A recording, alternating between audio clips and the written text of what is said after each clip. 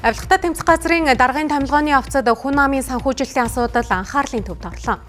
Тодорхойлбол хүн ам өнгөрсөн парламентын сонгуулиар 1 тэрбум 95 сая төгрөгийн хандив авсны 98% нь нэг компани хамаарал бүхий компаниудаас олгосон хандив байжээ.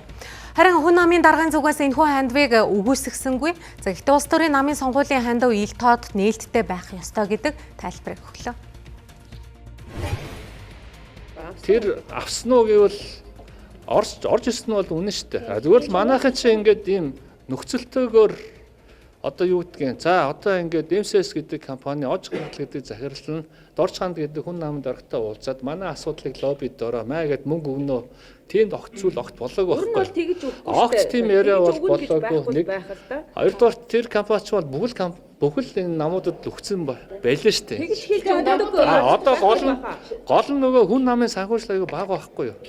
Баг дотор ингээд бизнесээс санхүүжүүлэхээр одоо тэдний компани халаасанд орчих магадлал байна гэж хараад байна. Бид нар бол тэр халаас малаасанд ордог тийм нам бол биш ээ. Нэг хоёрдугаарт одоо цаашаага бол аль болохын улс төрийн намын санхүүжилт ил болох хэрэгтэй. Тэгээд хандив өгдөг байх хэрэгтэй байхгүй юу? Одоо парламент судалтай, засгийн газар судалтай хүн намын жишээ авч ярихад нийтдээ 1 тэрбум 95 сая төгрөг сонгуулиар олж одоо хандивар авсан байна.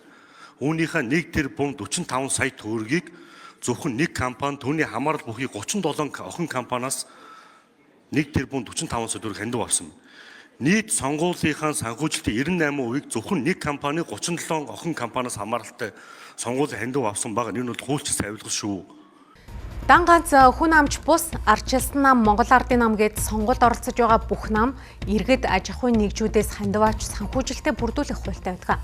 Тэгвэл үүний цаана групп компаниуд охин компаниудаараа дамжуулан хэмжээний хөрөнгийг улс төрчдөд олгох нь хууль тогтоох явцад хүндлэнгөөс нөлөөлөх эрсдэлтэй эсгэд авилгатай тэмцэх газар хараа чилээхийг сануулсан үйлдэл боллоо. Харин хүн намын зүгээс нэг компаниас хэт хамааралтай асуудал үүссэн эсхийг нэгтлээд эргээд мэдээлэхээр боллоо.